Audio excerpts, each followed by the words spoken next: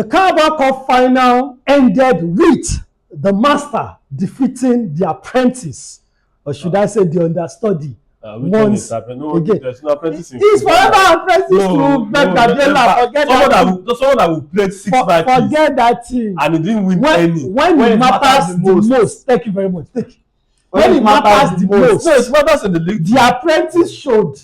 I mean, we are informed. Now so they no see goal score. Now so much keep clean sheets. Now so Saka no show up. Goalkeeper no show up. Gossard no show up. The Carabao Cup is just a bonus. The nation, we are still stick to the nation. Premier League, but the last time we were on the show, this particular bonus, you were very interested in it. Suddenly, this bonus doesn't matter again. No. During the last episode, I was also skeptical. Even you were asking like, I'm calm today when it comes to us now. Why now? Because I know it's a bonus. You don't have to do akara. But then, joke aside, it wasn't Man City that defeated Arsenal. It was Pep that defeated Arsenal. All right, let's get to the serious part of it now. How did that actually happen in a real sense? What went wrong for Arsenal? Everything, and it's all down to the coach, to the gaffer, because he trying to use the same method Real Madrid used, backfire. Real Madrid has exposed City with this particular style, and it is expected for an experienced coach like Guardiola to sit tight and to reorganize his team. Now, you coming in that match to set up in 4-4-2, I don't think Arsenal has ever played 4-4-2 this season. Okay, open that when you're going long, playing over the line. Once you win the first ball, at least he was counting on the fact that City will press them. Do you understand? So that City will press high and they can go long. So once we go long, we have Kayava, then we have Gyökeres there. It will be 1 against 1. Because if City is pressing high, they'll have 2 last man marking, so it will be 2 against 2. Then once we win the first ball, then the second ball, Gyökeres is dangerous with the second ball. You can score but it was obvious in the first half that City has already prepared for this. They were not pressing high. At some point, Kepa Arrizabalaga was with the ball for like 15 seconds. No one went to him. Alan was looking at him. Everybody, they stick to that formation. They stick to that instruction. Not to press.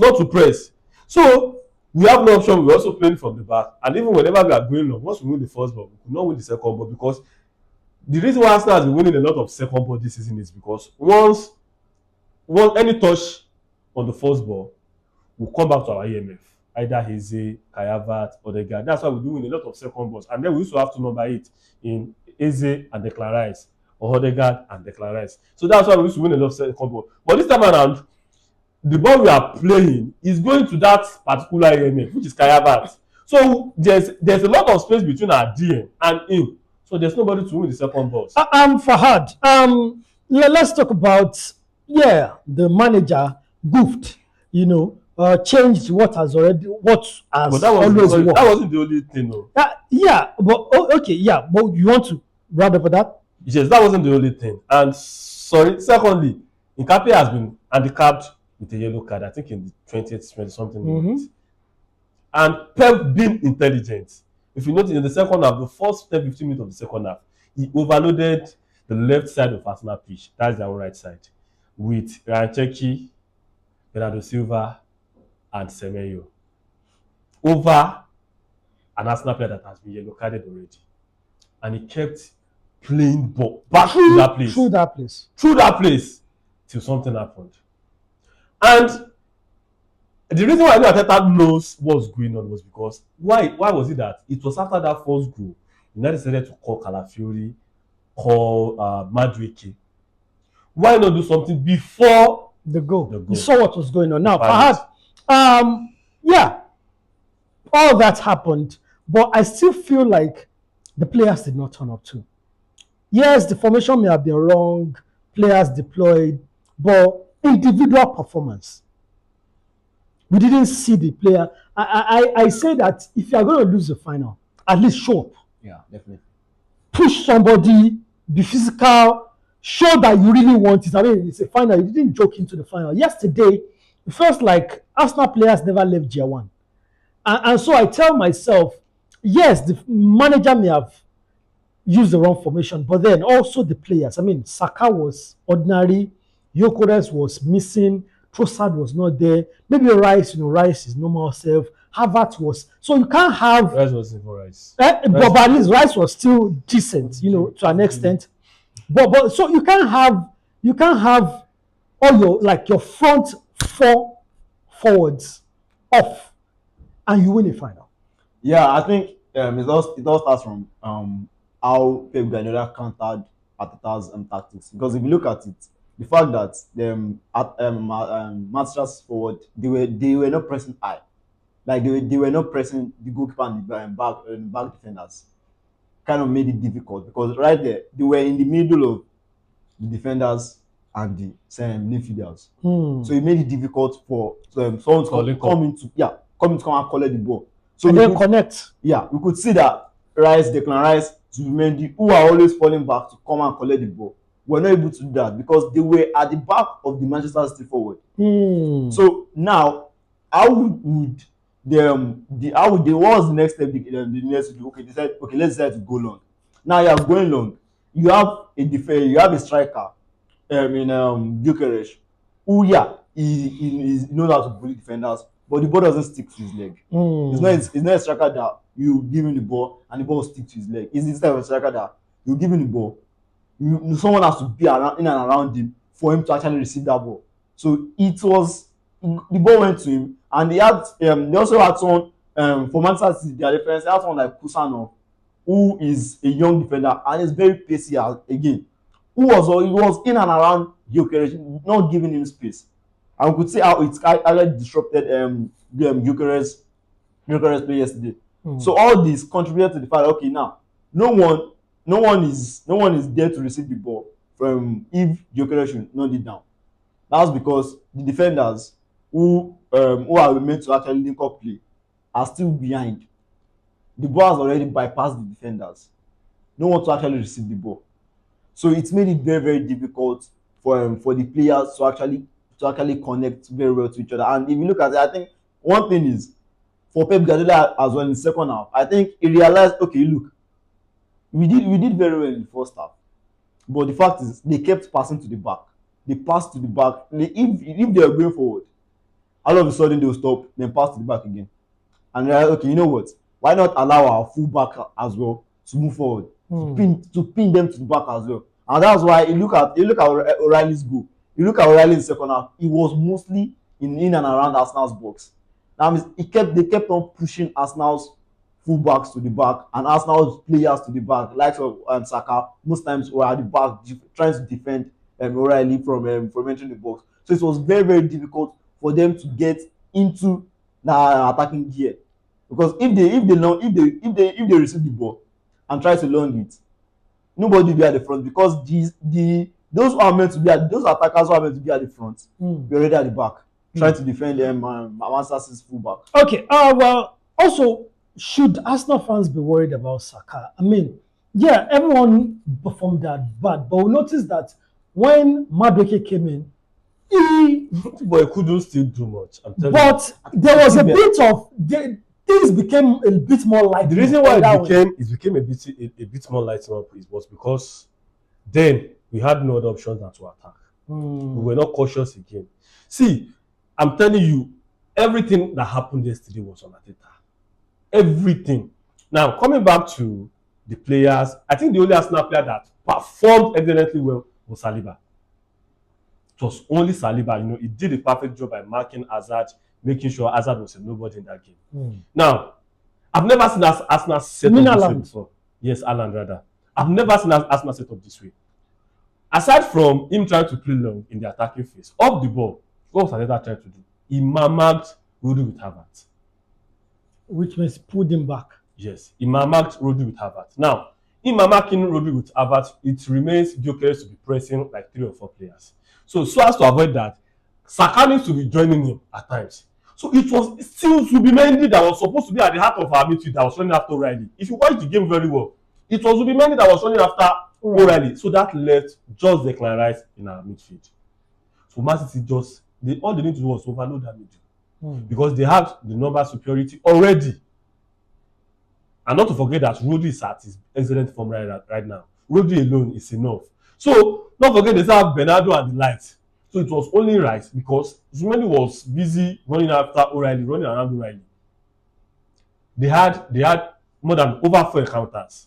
It started from the first half. I've noticed that it was Zumendi that was running after O'Reilly. Why? We need these people at the base, at the heart of the midfield. And as a matter of fact, Declan Rice is always our box to box. Let me tell you something. The secret behind Arteta's victory over the top 6 teams for years was Declan Rice at the box to box. The way he sent straight, the way he blocked, his recovery rate and everything. Now, someone like that is just like Chelsea using 2 blocking force right now. Casemiro is underperforming because all the work he is supposed to do, someone is now splitting the load. And this is something he alone can do. So now you using Declan Rice at the heart of the midfield is like handicapping him. Leave him, let him be running around the field.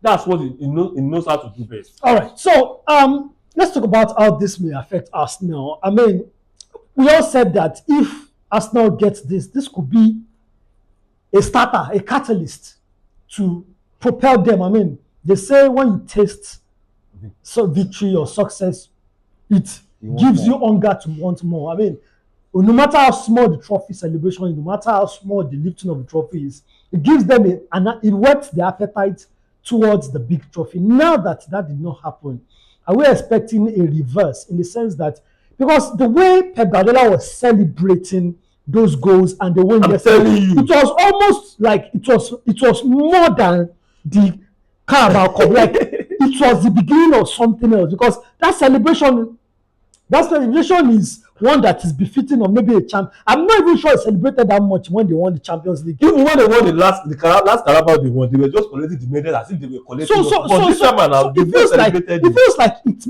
meant so much to Guardiola, almost like he was using it to kickstart something. So what do you think the effect of this loss may be on Arsenal, especially in their title race? Well, we've seen over the course of this season where when Arsenal's backs are against the wall, they tend to find something. They tend to start doing something better because you look at there are many times where the push comes to shove, and they find a way around it. First time in this trip, I had to say something nice about us. First time. Oh, thank you. But you see, I just feel Arsenal need to win the league. I'm telling you, because while watching the game, I'm like, Arteta looks like someone that has failed a lot of examinations, a lot of interviews.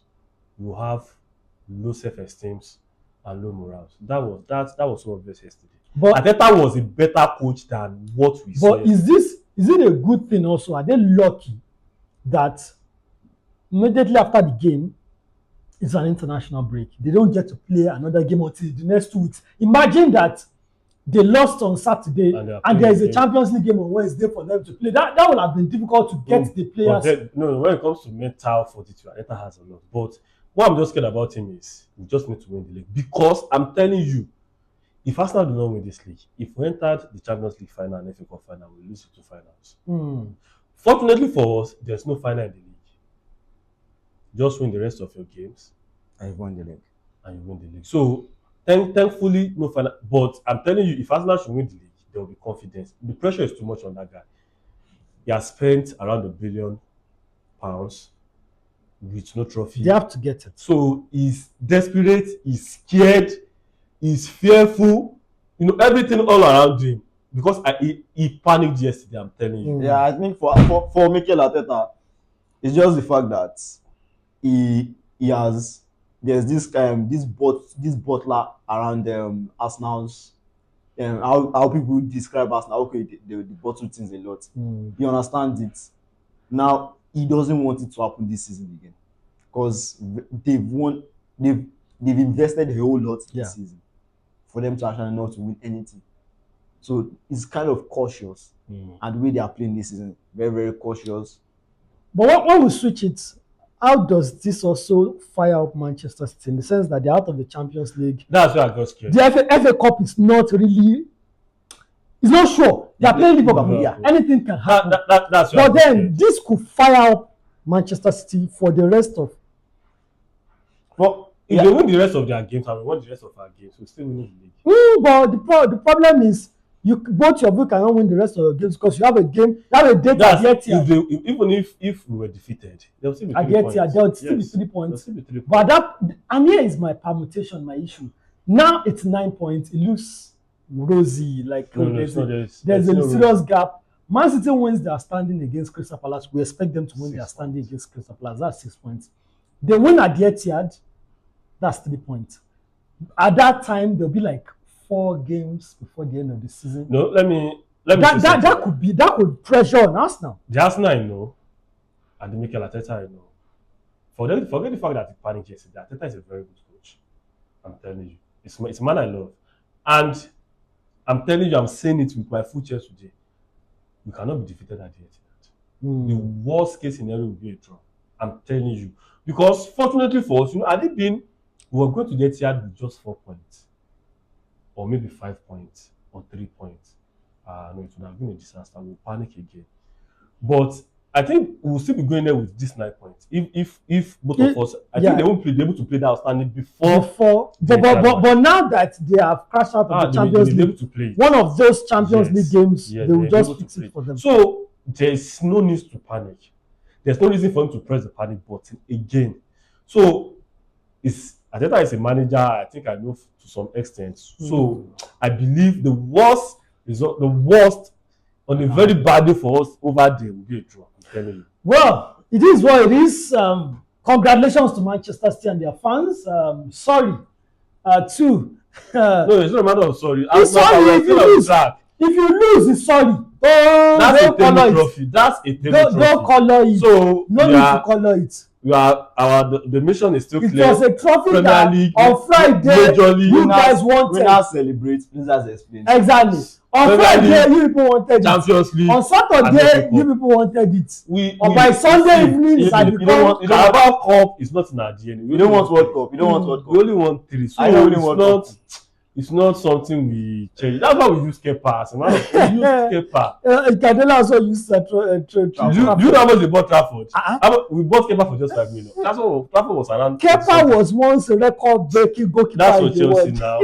Kepa in our own team is just a 5 million goalkeeper. It's not a 5 million goalkeeper. Okay, well, congratulations. Congratulations. Kepa is still our man. So believe. Calm down. Based on belief. Calm down. Believe. Congratulations to Manchester City. That go to sweet me.